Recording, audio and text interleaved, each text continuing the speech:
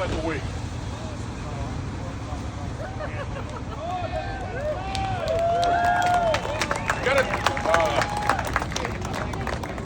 Going to get a little personal here.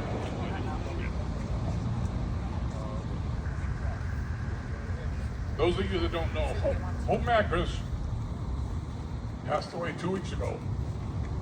She was 100 years, 6 months old. She absolutely loved coming out here to this run. She was an absolutely wonderful woman who led a remarkable life. I just want to tell you a little bit about it real quick.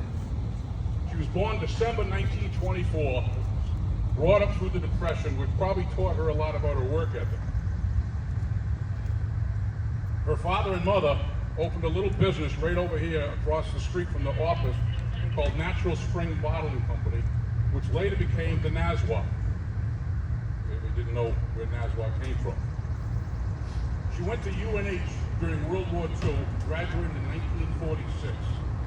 She came home, realized there were very few men left in this area because they were still deployed. She moved to Boston to find a husband, met Peter Macris, came back here, got married, and in 1953 they bought this business from her parents. They then started running the business, adding on to the business. In the process, they raised three beautiful daughters, Karen, Victoria, and Cynthia. All the daughters worked in this place as young children, and today Cynthia is now the new owner. I met them in 2001. I came up here as fire chief. It's a pretty unique story. Just by pure luck, I pulled into that office and said, I need a place to stay until we sell our house in Massachusetts. And they put me up across the street in the inn. They were going to stay open for the first year ever for the winter. Unfortunately, winter didn't cooperate. No snow, no ice. Cynthia made the decision to close. She called Hope and Peter, who were in Florida, and said, what do we do with Ken, the fire chief? We told them we'd keep him somewhere. I had never met these people in my life. They didn't know me from a hole in the wall. And they graciously said to Cynthia, put him up in my house across the street.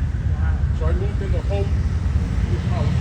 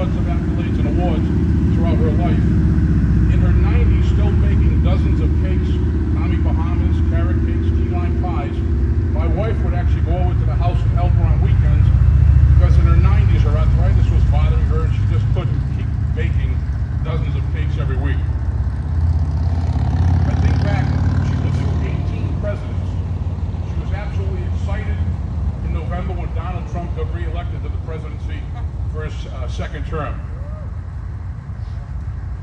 She's one of the most gracious, warm women I've ever met. I would love to sit down and talk with her. She could tell you stories about Laconia. She could tell you stories about state history.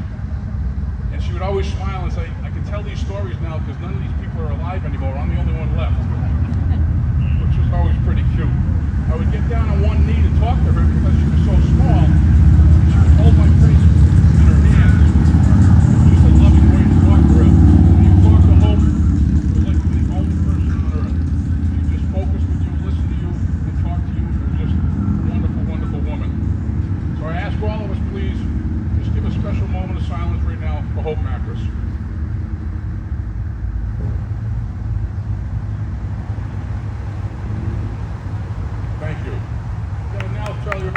special woman this year. If you see the flag out on the street in memory of Trish Balvenie, Trish was the secretary for the fire department, worked with me for many of my career. She worked there 16 years. She became the second mother to a lot of firefighters. Trish worked as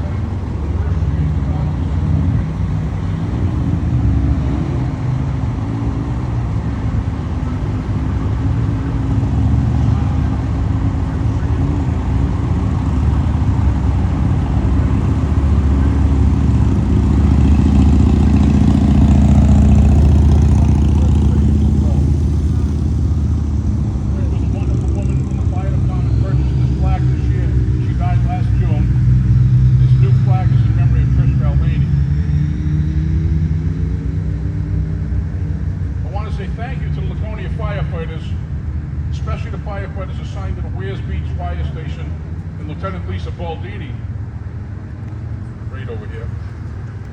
These firefighters, they went above and beyond what is expected, helping Hope over the years and helping Trish as well.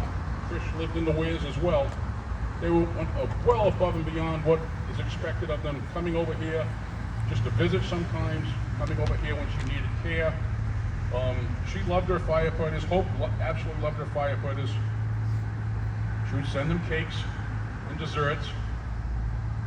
And if you've ever had her carrot cake at Tommy Bahama, if you haven't, go over there and get it. It's amazing. But I think back on Hope, pretty much her entire life was devoted to serving people. And she didn't admire like movie stars and athletes. She admired people like us.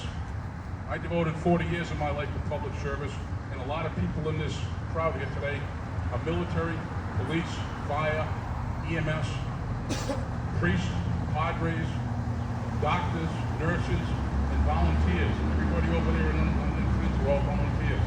Those are the people that Hope admired. That I admire.